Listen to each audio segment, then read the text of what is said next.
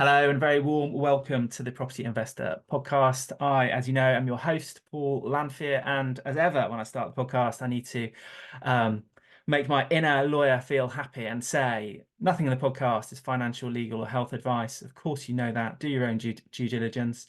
Um, Please subscribe to the podcast. It makes a huge difference across all of the platforms. If you click that subscribe button, please do that. That would make a huge difference to the podcast. Now, as to my guest is a insolvency practitioner, business rescue expert, social impact investor, SSAS trustee. If you don't know what SSAS is, we'll make sure that we get clear on that in a moment. And I'm going to add my own as well, which is he's also a real, genuine adventurer. Michael Chamberlain, very warm welcome to the podcast. How are you? Yeah, good, Paul, and yeah, thank you very much for having me on as a guest. It's an absolute pleasure. Now, um, what's really interesting is you have had a long career in the corporate world.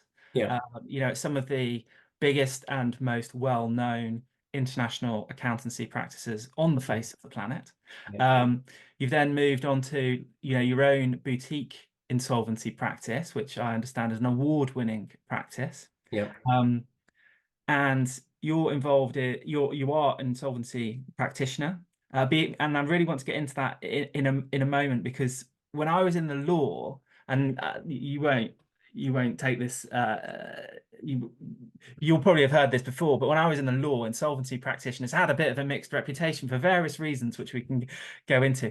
mhm, Some of it presumably unjustified, who knows? yeah, But you're an insolvency practitioner. But what's fascinating about your career is that you really specialized in business rescue and recovery, yeah, which is really unique and interesting perspective on it. And now you're, award-winning property investor, commercial property, and residential property, and no doubt lots of other investments as well.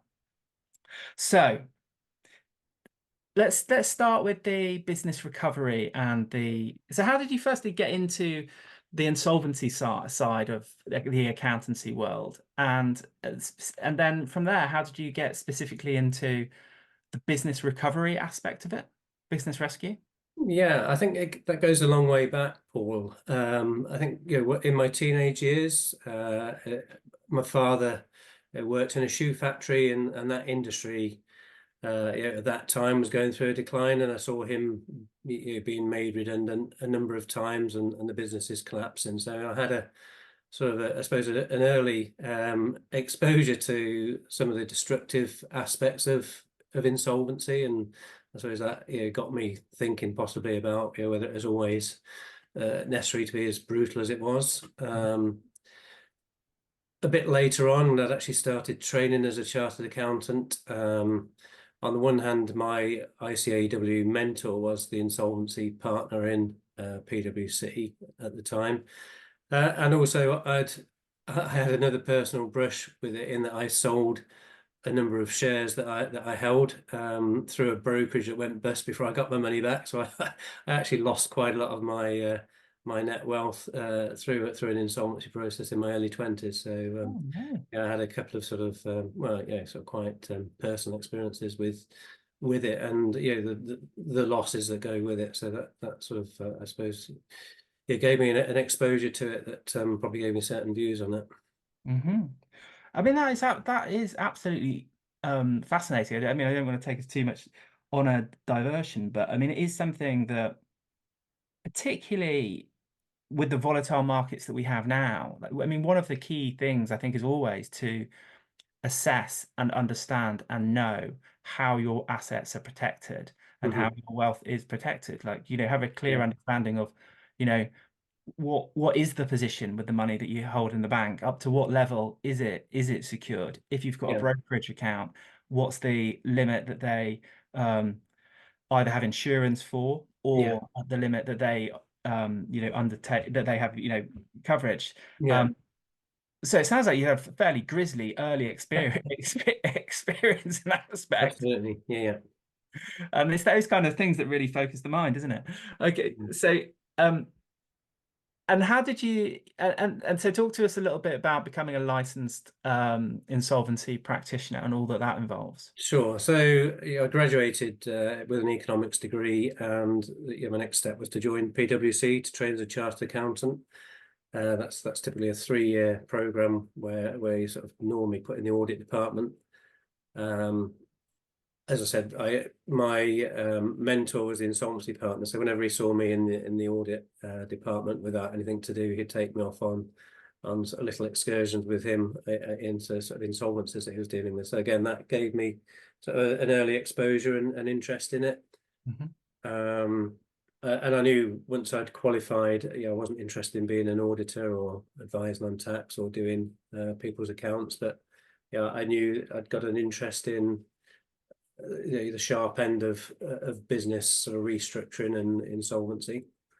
So it actually is an opportunity to take a year out to travel. So I traveled around the world whilst I sort of thought about that. But then when I got back, I got that's the discipline I decided to specialize in.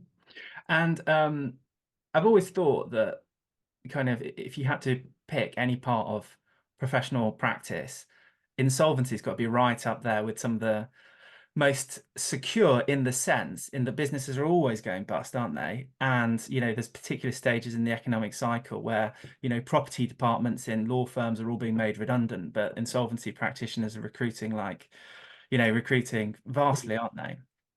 Yeah, I think it is a profession that's sort of subject to its own boom and bust, but it sort of tends to be counter-cyclical. But there is also a core need there. There's always an underlying level of work. So there's if you're at the I suppose the better end of the profession, then you are guaranteed to stay in employment through the cycle. And there seems like there was a point in your career where you took what appears to be quite a strategic decision. So to move away from big kind of just, if there's not a better way of putting it, but just a licensed insolvency practitioner to being more focused on what I perceive as being a more American approach, which might not be true, and please correct me if that's not clear, which is more around business recovery, which is more about like how can we preserve the value of this business rather than just liquidate all the assets and effectively it be the end of an enterprise. Yeah, that's absolutely right. I'd progressed through to senior manager with EY, and I was on the partnership sort of grooming process. But what at the time we were working mainly for the big four banks. When they appointed us as administrative receivers, our only duty of care was to them to get their lending back. And and I felt we weren't utilising our skill set fully and creatively enough to rescue more companies and more jobs. So when I was sort of looking forward as to where I wanted my career to go next, it wasn't in the big four continuing to do that type of work. I saw a gap in the market where our skill set wasn't typically available to owner managed businesses, SMEs, to give them the advice they needed to be able to restructure and salvage the situation from a complete liquidation. And I suppose to extend my toolkit, I initially went to the States and joined the Turnaround Management Association over there, and I was a founding director of the TMA in the UK to sort of help to develop that rescue culture. And it's quite interesting that a year or two later, the government did a study that proved what I was saying, and they actually abolished administrative receivership and made administration the gateway procedure to corporate insolvency, which gave everyone a duty of care to all stakeholders, which is where I felt it always ought to be. But by then I was fully launched as an independent, and I suppose the firm's developments coincided with the development of a digital footprint to market. So whilst we set out to be the best in the region, we actually managed to, I suppose, reach across the country and became a national firm with that sort of particular focus. And we had 25 years of very successful trading within that niche. So I think from my experience of practice, I'm now going back, Mhm. like 3 decades or something Yeah. ridiculous like Hmm. that, or three Yeah. decades. Hmm. It when a when an exol when insolvency process is being instigated, the general sentiment was really the game was over. Like nobody's going to come out of this well. Uh, Hmm. there are certain creditors who are going to do reasonably well. Some of Yeah. the firms involved are probably going to do reasonably well, but Yeah. there isn't going to be a preservation of value necessarily, which isn't Hmm. good for, like the humans involved, Yeah. the employees and the people, the investors, and all the people involved. So I think it's really fascinating that you identified there was a more constructive approach to it where Hmm. value can be preserved, Yeah. which kind of leads into my next question, which is a very big question, but I am fascinated by it, and I'd be interested in the themes that emerge, which is what makes businesses go bust? Yeah. I mean, I always say management is one of the key ingredients to both a business that does well or doesn't do well. Insofar as I've seen situations where I thought, crikey, they're going to really struggle to get out of this, but they've had really good management and they've managed to do it. But equally, I've seen situations where people are almost gifted a good situation and they managed to make a mess of it. So quality of management is always a big factor. So then if we drill down to that, what are the what are the failings of management then that lead to businesses, or what are the failings, short falls, personality traits? What are those elements or aspects of management that lead to business failures? I think business is on the one hand is arguably simple, and on the other hand of arguably complex. And I think the key thing is that the business, one way or another, has to, I suppose, keep an eye on all the key variables, and that may, very occasionally may reside in one person, but more typically resides in a number of people, and it's about then whether the team or potentially the advisory team. So it depends on, I suppose, how much of that skill set you need. So I think people underestimate how much financial information they need from a management perspective to optimize the business. So I think a lot of people just think, an accountant is an accountant, and they start off, with a bookkeeper and possibly not a very high level one because they can't afford, a particularly high level one in the early days. But they don't realize that as the business grows and gets more sophisticated, they actually need more and better information to keep it on track, and that's where a lot of people come unstuck. But it's not to say they need to take their own accountant or FD on. It's okay because there's a lot of fractional resource out there these days that you can just get the amount that you need, Mhm. and that's a big area that we see, which causes difficulty in businesses that needs to be remedied before it gets out of control. Mhm. And obviously, you're in the property space as well, and you've done lots of residential, commercial, and done some interesting and some really interesting projects. One of which, hopefully, we'll Mhm. touch upon in a minute. Yeah. Focusing on the property space, then, like why do property businesses struggle, fail, go insolvent? Again, as sort of some people can get caught out by the cycle. Hmm. We typically fix 5-year interest rates, whatever the rate is at the time, because we know if the deal stacks up, at the current rate, then we've got a 5-year runway to adjust the business, depending on how the market moves. Whereas some other people don't do that. But it again, sort of property businesses are different. People are trying to do different things. We often see developers overstretch themselves. They have too many Hmm. projects going on at one time, and they probably haven't built enough into the cash flow working capital aspect to carry them through it, or equally they may not have got the management bandwidth to keep control on all the projects, or things, other thing, external things can happen. You get macro changes, interest rate changes in the economy, or simply the availability of mortgages might not be there for them to sell on their their product, or equally the exit they thought from a bridging sort of development loan isn't there when they get to the end of the project that they thought was going to be there, or the rates could have changed, and therefore the serviceability or loan to value they thought they might get isn't there. So there's a whole sort of raft of reasons why people can get into trouble in property.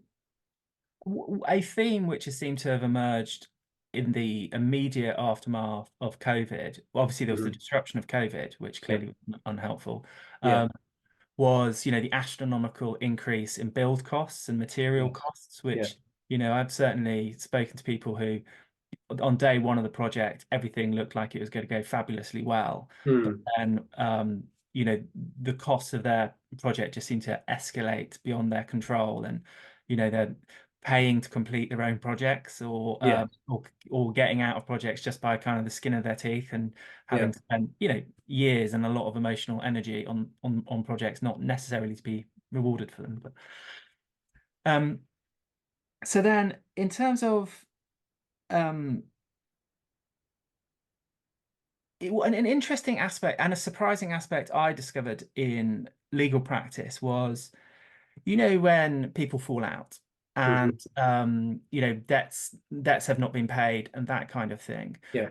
There is this kind of, as a very young lawyer, I had what I think is the mindset of the general population, which is, if somebody hasn't paid your money, you would seek to make them bankrupt, for Mhm. example, because that's Yeah. the limit. That was the limit of my understanding on the first day of the job. Yeah. And also the fact that, if somebody has done something really scandalous, you can always threaten to tell the press about what they've done. And, Mhm. and what I learned, and I'm interested in your views on it, is that both of those approaches were like naive and fundamentally flawed for two for two reasons. One, taking them in reverse order. Yeah. Um, the press is very, very disinterested in many like really important things, Yeah. Mhm. And so one of the great pieces of education that I learned over the years in practice was to, unfortunately, like, bring clients down to earth and say, look, do you know what? Even though you've been treated really dreadfully, and this is a difficult thing, Yeah. impact, like the amount of interest the press will be interested, uh, Mhm. is pretty limited. And then that aligned issue with the threatening or the imposition of insolvency, because insolvency is like I was on the commercial litigation side, so Yeah. hunting down the money, freezing Yeah. bank accounts, Yeah. following it around the world, and Mhm. getting it back using court orders and the rest of it, if negotiation wouldn't bear any fruit. And one of the things I learned very quickly is that if you actually want to recover money, insolvency is not often the most powerful remedy, is it?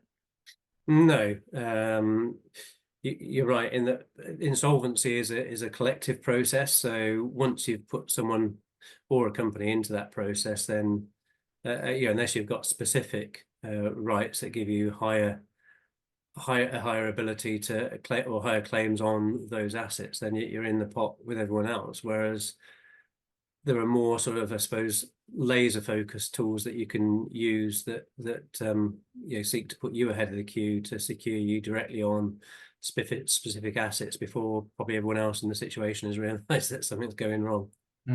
Definitely. And just, I suppose, anecdotally as well, what I've noticed when acting for like clients is, if a client is owed money and Mhm. and it appears that the um, debtor is going to go in default, Yeah, very often it turns out that your client is not the only client in this process. And in yeah. fact, there's a queue a mile down the street Mhm. with people with very similar claims. And therefore that does need quite careful strategic handling as well, I would say, to make Mhm. sure that, if you can negotiate a solution, Yeah. which is not always possible. That's often the best route. Yes. Yeah. Yeah, I think so. It's important, as you say, to be pragmatic, because chances are you're not going to get all your money back, but to get to negotiate a position where you can get the maximum amount back is better than not to enter negotiations in the hope of getting it all back. Yeah. And I used, if you asked me a decade ago, which probably coincides roughly when I left practice, I would always say the only people who win in the litigation process are the lawyers. I have changed my opinion on that, just because Mhm. it's just interesting, how things have evolved and how markets have evolved. I have noticed that there are some people who will only respond to a claim form. So Mhm. they'll stonewall everybody, but the moment they actually get the claim form served on them, there's then like an immediate change of position. And so a long time ago when I was doing speaking events, I always said to people like, never sue anybody. It's all a waste of time. But I've firmed my view on that, which is actually sometimes it is worthwhile issuing a claim, having sought proper advice Mhm. in order to act as a catalyst for progress, and not just to necessarily write debts off and that kind of thing. Yeah, I think that's right. But I think one of the things that makes my role and your role at that time interesting is that you can never actually predict human behaviors to what the impact of a certain action is going to be on the other side. But yeah, you're right. I think doing things that seek to put yourself at the head of the queue probably more often than not are going to get you a better result. Mhm. And I've noticed just over the years as well, I'd be interested in your perspective, I suppose, having like looked into the whites of people's eyes in these situations, is there's a huge range of behavioral differences, when businesses are struggling or Mhm. potentially their way out, Yeah. from people who are, you can see that they're like fighting tooth and nail, like 24 hours a day to rescue their business, to protect their people, to Yeah. protect their investors, through to the absolutely other end of the spectrum where, you know, like they've bought a Lambo, they've disappeared off to a different country. Mhm. You must have come across that in your Absolutely. in Yeah. your role. Yeah, I think sort of like probably the purist entrepreneurs probably tend to fight tooth and nail to to save their business, and and it's probably part of their DNA. It's a never say die outlook, which sometimes takes them too far, and they should have probably Mhm, really sort of, I suppose, taken the decision to stop earlier, mhm, and that can cause them personal issues. Whereas at the other end of the spectrum, I suppose professional boards where it's not their money, then sometimes I've seen them possibly give it too early in the fight, and then again there are others that are probably almost termed professional rogues, and they're always just in it for themselves, and and are ripping as much sort of cash out as they can for themselves for as long as they can before it all falls over. Yeah, mhm. you get the full spectrum. Yeah, definitely. Right, let's leave draw a line under kind of conversation of bust businesses, and um, I want to focus now more like the here and now, and the Yeah, Jim Rohn concept of yeah. financial fortress and your kind of ecosystem. And Hmm. a particularly fascinating part of your ecosystem is the way that you have used your SaaS pension Yeah, to make acquisitions. And the first time I heard you speak was a long time ago now. You talked about an acquisition of a pub using your SaaS. So I just yeah. wanted to spend like just a few minutes Hmm. on that. And let's appreciate there's a range of sophistication amongst the audience. I don't want to leave Yeah, anybody behind, but also I don't want the sure. kind of people be told too much that they know. But like, let's start off with the basics of what your SaaS pension is, Yeah, and if we work up from there, from your initial seed capital stage yeah. through to the acquisition, and then what that fund might look like now. Sure. Yeah. So SSAS is short for small self-administered scheme, which is a pension scheme, which is put into place by Parliament predominantly for, I suppose, entrepreneurs and owner managers, where I think there was an appreciation that they were probably better equipped to manage some of their own investments, and it gave them the opportunity, for instance, to buy the trading property that their business traded from as part of their pension provision, and gave the usual sort of additional pension benefits of any rental income and capital gains on that asset being tax free as part of their the growth of their pension, which of course is available to everyone, but typically not through that particular method of generating wealth. I suppose I was aware of it, and I was also aware of those tax benefits, and as I suppose mid to late 40s, and still had despite having a relatively successful long career in both big blue chips and as an independent entrepreneur practitioner, I still had a relatively modest pension provision. When I was probably 15 years of sight of pensionable age, and that was for various reasons. I think I didn't believe in pensions too much in the early years, because you needed to take an annuity, which meant that you needed to buy an insurance product when I think you hit 75, which meant that whatever you'd saved up, was there for your life, but then it disappeared into the insurance company's coffers, whatever you'd not sort of used at the end of that time. And I think again, being a startup entrepreneurial business, your working capital always seems to get absorbed in funding growth, as opposed to being there for funding pension. So again, there wasn't a lot of money to fund the pension in those early years. But I was always conscious that probably one of the best ways for me to grow a pension was to buy some trading premises for the business to run from, and then get the benefit of the rent going into it and any capital appreciation being tax-free to create a bigger fund. So I started off pulling all my little pension pots together, which amounted to the grand total of 50,000. But I sort of was also aware of the tax laws, where I could use 3 years of allowances going backwards and another year going forward. So by using those, I could, and with some free cash I had in the business at the time, I could get that up to 250,000 pretty much in one move. And then I also knew that I could then borrow half of the value of that pot to give I suppose a war fund to then go out and buy a property. And I was fortunate enough, I'd been looking for a long time for a freehold in the centre of Leeds, but they're pretty rare. But I did stumble across a pub eventually that looked like it had got good uppers, for conversion from residential to offices, and that's right. That's what I did, and took my team into there, and that was the beginning of my sort of SSAS investment journey.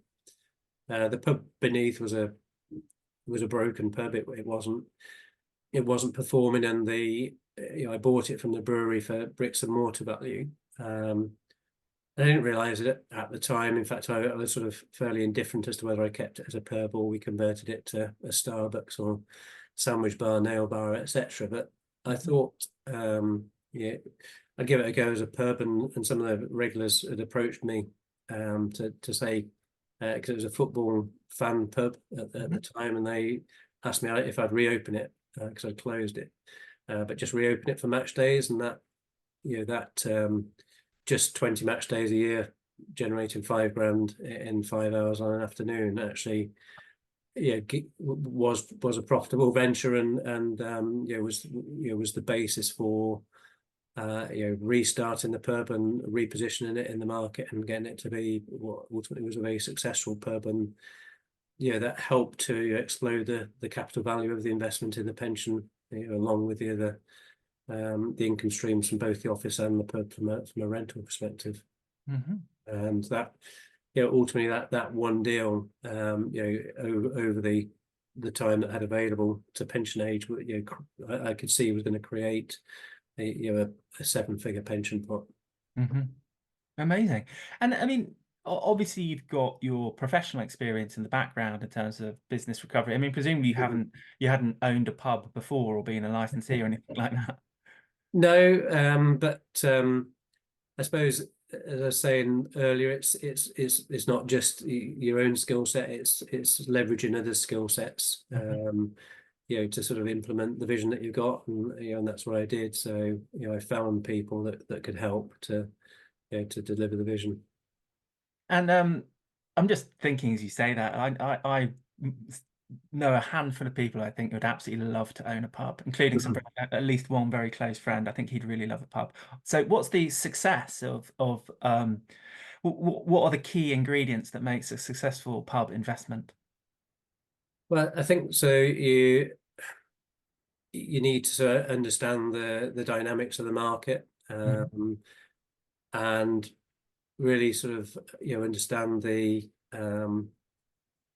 the socio-economic sort of aspects of the population that's available to you, and really what the appropriate offering is for them. So that sounds a bit gobbledygooky, but I think whilst the pub industry is well known to be generally in decline, I think city centre pubs there's still a place for them, and I think it's about the experience. At the time we started to reposition that particular pub in the market, it was at the time it was just serving, been underinvested. It was just serving cheap beer, cheap lager, and really to at the time sort of craft ale and real ale was on the up, and there was an opportunity to reposition it in that market, which in turn changed the price levels within the pub, which in turn changed the clientele, which and all of those things together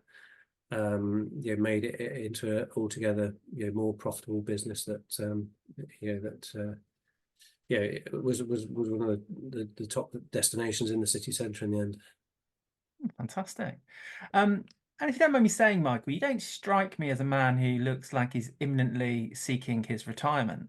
In our conversations, having met each other over the years. Yeah. And I might be wrong about it. I might be corrected immediately. And if that I am wrong, you must say it. But you don't strike me as a man who's like kind of planning his days until he sits in the garden too much. Absolutely, no, absolutely not. I mean, I sort of I regard the next decade as hopefully my best yet. I've still got a number of different ideas and projects that I'd like to implement, but I think at the same time, I'll probably I've got other I've got various goals I'd like to pursue. So I'm a keen traveller, so I've got lots of travel ideas and plans. I'm a keen adventurer, particularly with high altitude walking, trekking, climbing. So a few more things on the bucket list there. But I'm still fascinated by business, and I've got various sort of private equity positions in companies that I'm still keen to develop. So and sort of my profession has been a passion throughout my career, and I still expect to have some input as to how that that aspect of my skill set continues to be utilized. I was recently having a conversation with a group at the Inner Circle group that I host, and like one of the conclusions I think we formed as a group is that because we were studying the FIRE movement, the financially dependent retire early movement, and there's much to be said for it. Yeah. There's also, I think, you can make criticisms of it. So I think the criticisms is like perhaps an obsession with frugality to the point of not living one's life. Yeah. And I suppose like the concept of the mission is to retire from work. I wonder if a better view, and like probably this is my view, wish to see what you make of it, it's more that isn't the direction of travel more to find meaningful work, to find work that like not like every day is a good day. Apparently Jeff Bezos recently said if you can enjoy, and I'm not like a huge advocate of him particularly, but he said if you can enjoy half your working week, that's the win. And bear in mind he's probably the richest man on the planet. That would be an interesting insight. But the conversation that we had as part of the Inner Circle was that it's about finding work which you're willing to do forever, that is meaningful and kind of drives you and you're interested in. And I get that sense from you as well. Like when you talk about your investments and the things you're involved in, that it's you're actually meeting like more higher order needs than you are just the pounds and the pence. Have I misreading that? Yeah, no, I mean that is right. I think I am in the fortunate position that I could stop work today if I wanted to from a financial perspective. But yeah, I've got no desire to do that. I don't play golf. I don't enjoy lying on beaches. Whereas I love being involved and being useful. I think there's a recent book out by uh, Arnold Schwarzenegger about being useful. Hmm. I sort of embrace quite a few of the concepts that he's got in that. I think sort of Steve Jobs, he used to sort of say he used to get up in the morning and look into the mirror, and if he wasn't looking forward to doing what he was going to do that day, then he knew he needed to make a change. And generally speaking, I get out of bed and look forward to each day. So I think I'm following sort of my passions and don't really feel what I'm doing is work really. It's something I'm doing out of choice. Hmm. Um, and I think there's an opportunity to give back and have an impact, and try to help improve a lot of others from from doing things that you actually enjoy doing yourself. So I'm doing more of that as well. So yeah, I'm perfectly happy with what I'm doing, and I've got no intention to retire. And in fact, I know a lot of successful people that that retired once or more times because retirement isn't doesn't sort of fulfill a lot of their Hmm. needs and isn't quite what they thought it was going to be. Hmm. I too really like that Steve Jobs, the quote that you're making. Because his message in that is, I think aside from a single bad day, I think his message was, you know, if you notice like consistently that you're Hmm. not loving what you're doing, it is time for a change. Because obviously all of us have a bad day. I always think that kind of cliched question of, if you knew you were going to die next week, would you Hmm. be doing what you're doing today? I struggle with that one because it's so artificial, isn't it? Because like if I knew I was going to be dead next Tuesday, Yeah. I'd take my best friends to Vegas, um, and that I'd do stuff with my family, and that would be it. Hmm. Um, so I find that like more that question about what would you do if you knew you were going to die next week, a pretty limited one. I think the Steve Jobs one that you refer to has a lot more value in it. Hmm. But I think sort of also that one about what would you do if you were going to die next week, whatever. I think that also sort of is a useful lens insofar as I think sort of probably in my earlier years when sort of CND and nuclear deterrents were sort of possibly higher in people's consciousness, and there was still the Cold War going on. I thought about what would you do if we knew there was a nuclear bomb incoming, and it'd probably sort of you just what can you do? You sort of just finish your cup of tea and sort of enjoy life with your that you got left with your family, and that you wouldn't sort of run around doing anything, particularly if you'd sort of been living the life that you wanted anyway. Hmm. I think I did sort of one of the things that did prompt me to take a year out at sort of 25 to travel around the world was on reflection of saying, well, if you did die at 30, because at that point I had a couple of friends die of cancer in their 20s. Hmm. Um, I thought I'd probably regret that I hadn't sort of taken out time to travel around the world. So that was one of the Hmm. that was a driver to do that at that time. Hmm. Definitely, I definitely understand that. I lost a good property buddy, about half a decade ago now, and Hmm. like the life before that event and after that then are very, very different. Hmm. Because it was such a catalyst to Hmm. calibrate and think about exactly what I wanted to look like, to look like. Like I think it's one of the most profound moments in my life in many ways. Hmm. Um, I want to talk about the adventures. Yeah. Before I want to get there, I want to Yeah. get a life lesson out of you, Mike. Hmm. So, I want you to think about an event in your life. It can be a Hmm. positive one or a negative one. And whilst the story is important because that's how we learn, that Yeah. isn't the priority for today. It's Hmm. like what was the event? But most importantly, what lesson did you learn from that event? And I suppose from approaching it from the perspective of the audience listening to this, like what could they take away from it? Hmm. Yeah, it's a tough one. I've probably had a few, but yeah, I suppose one event that was sort of quite life-changing was that my second daughter was probably only about 6 months old, and we thought she would, we just thought she was developing, normally along with our sort of our first son, but she had the relevant injections, inoculations at that time, and it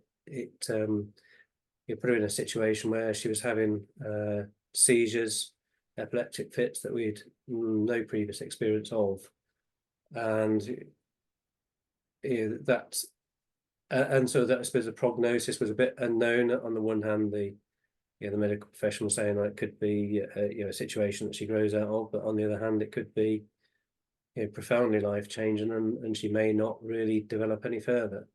Of course, you cling to the hope that that she will develop, but that wasn't the case. She never really developed beyond 3 months. So I think for any parent with children, to have really a life limiting, life changing event that you have to deal with within the family, reframes everything. Mm-hmm. And I think sort of as a family and individually, you need to have a lot of emotional resilience to pick yourself up off the floor and sort of work out what that means, and really how you've got to readjust going forward, because it has profound implications for yourself and the family for decades ahead. Mm-hmm. Mm-hmm. And where does in it, where does emotional resilience come from? Like if someone is dealing with obviously in your case that's a really extremely upsetting Mhm. moment in life, isn't it? Like where do we pull those resources from if we're in a moment where we need greater emotional resilience? Where does that come from? Yeah, it's a good one. I guess it's probably like a lot of other things, isn't it? It's you draw on life experiences, and to the extent that you haven't got them, then maybe you look for guidance out with your own life experiences to to sort of help you on that journey. Hmm. Um, but Okay, yeah, thank you for that. So then, in terms of if we like look to the future now, yeah. like what are you optimized for? And what I mean by that is kind of like what's important to you, what's your direction of travel, what are you kind of focused on now, Michael? I think yeah, the old cliche about your health being your wealth is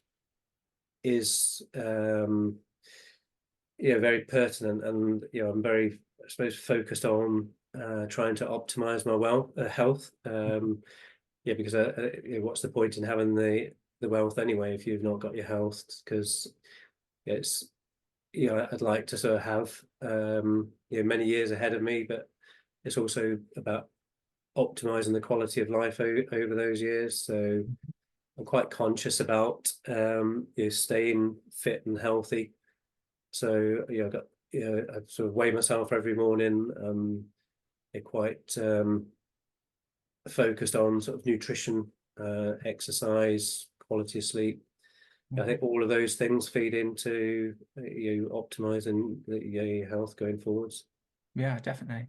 And I think you've hit the nail on the head there, which I often feel like is missed in this conversation, which is around quality of life. Mhm. Um, you know, I suppose, you know, drawn out of like personal experience, having seen, for example, what's happened to my grandparents and stuff. The question is always like, how long do we want to live for? Or is it like, what wellness do we want to have Yeah. during the life that we have? Mhm. Because it's that quality of life which you rightly identify. Like we want to be able to be active, do the things that we want to. I mean, in your case, high altitude climbing, which we're going to come on to in a minute.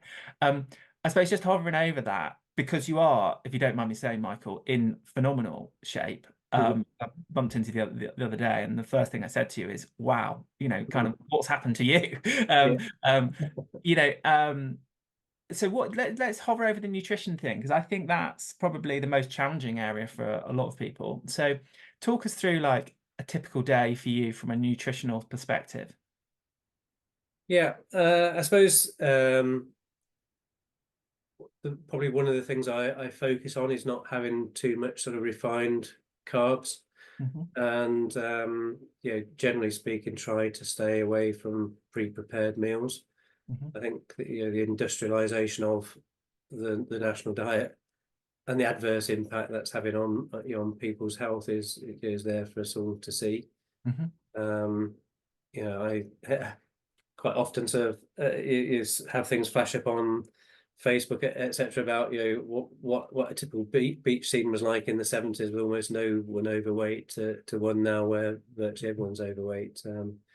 I think a lot of the drivers for the nation becoming obese is a sort of the change in the diet towards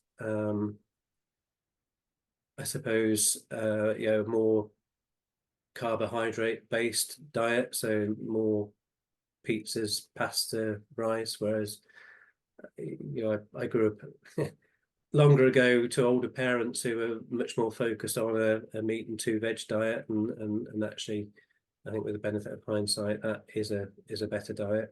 Hmm. Hmm. Um, and obviously, your focus on well-being, contributing to longevity is like it's turning up in the here and now. So let's talk about it in terms of you are a high altitude climber. What on earth is high altitude climbing for those that have never come across that? Mhm.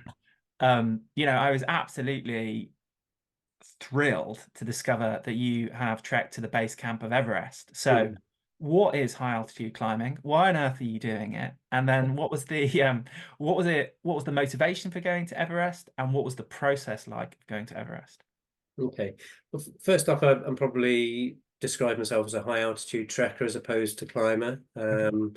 because to me, climbing is more technical, so it's more ropes and crampons and ice axes and that sort of thing, which I did do on Mont Blanc last summer, but I get less enjoyment from that than just the walking aspect at high altitude. So going back to my school days, I was fortunate enough to have a Scottish PE master that used to take us up to the Highlands and the Cairngorms in Scotland at Easter, and I suppose I got a taste and an interest in walking in the mountains, from that. And then over the years, again in my round the world trip, I made my first trip to the Himalayas and did a major 3-week trek, in the Himalayas there. But I've always enjoyed long distance walking, and I suppose at altitude it's the scenery is far more magnificent and probably a stronger sense of achievement. So I think sort of over the years I've tried to stay fit, so I've had lots of personal trainers and had lots of exercise regimes, and but I try to sort of find a challenge every year that I can work towards and peak for that year. So I've done sprint triathlons, but I've also sort of picked some higher altitude challenges, such as climbing to the top of Kilimanjaro, Mhm. um, Everest Basecamp this year. As I said, Mont Blanc last summer. Those I went to Machu Picchu on the original Inca Trail through the Andes the other year. So though I suppose that sort of kills a couple of birds with one stone for me, in that it's an activity I want to do in itself, but it also frames and motivates me, exercise and fitness and nutrition wise, during the course of the year to get to peak condition to do those things. Mhm. That makes complete sense. I annually organize this thing called the Adventure Retreat, and there's different like elements to it. So it has like a mountain walk in it, it has a water related activity, um, and it has like stuff like yoga and that kind of thing. Mm. And just full disclosure, I am the most awful person at yoga on the face of the planet, so I'm not like presenting myself in any other shape than that. But what I notice is that I think people have what I call people dwellers in the positive way. That I notice that people really respond differently to different environments. Mhm. So like in my family context, I know this is true as well. So my wife is really loves skiing. I would say she's a mountain dweller. Like she's Mhm. so relaxed when she's in the mountain. Like there's just like something that comes over her. Mhm. My daughter is like probably responds most to being in forest and woodland, Yeah. and Mhm. I just have just such a affinity with just water, particularly the ocean. But Mhm. I can go from like a 0 to 10 in happiness just near the ocean. I don't even need to get in it. Yeah. Does this mean you're a mountain dweller, or have you got or are there other things that you find more like I'm talking about like feeling completely Yeah. zen, feeling Mhm. completely at peace. Yeah. No, I wouldn't. I mean, I do. Yeah, I do love skiing myself. And as we've already discussed, the higher altitude walking, but equally, I suppose it's more accessible on a sort of a day-to-day basis. Walking in woodlands, I find very rejuvenating and satisfying. But again, water as well. I'm a Piscean by birth sign, and I've had lots of happy hours fishing, windsurfing, swimming, etc. So I also get rejuvenated in a water environment. Very good. Okay. Um, I think we're gonna leave it then, but before we do, Mhm. how can people connect with you? What's the best way of if people have heard what you've said and they're interested in connecting with you, what's the best Yeah. platform for them to do that on? So probably Facebook and LinkedIn are the two sort of platforms I'm probably on the most in terms of communicating with people. But even then, I'm not a big poster or Mhm. communicator on those platforms. But otherwise, yeah, I'm always happy to have a chat with people on the phone or if they email me, we can get something going that way. So yeah, try to be accessible and happy to help. Very good. So, as you say, whilst you're not, as you rightly say, you're not the most prolific poster. If people were to seek you out, they'll see the images from, I think, the Mont Blanc Mhm. expedition that you did, and Yeah. I mean that looked like some pretty serious stuff. So, I would urge people to check that out. Look, Michael, thank you so much for coming on the podcast. I've really enjoyed it. It's been fascinating talking to you, as it always is, Michael. And yeah, wishing you continued success, both professionally but also with your adventures. And please, obviously, come back safely from your next one. Thanks very much for coming on the podcast. Okay. Thank you very much, Paul. Enjoyed it. So there you have it, ladies and gentlemen. That's the Property and Investor podcast. Please do subscribe to the podcast. It makes a huge difference. And if you'd like to discuss anything in this podcast, please do connect with me and join me at the next Property and Investor breakfast. Some of them are in person, some of them are online. Pick whichever format you wish to attend. Thank you so much for listening. Keep well, and we'll speak very soon.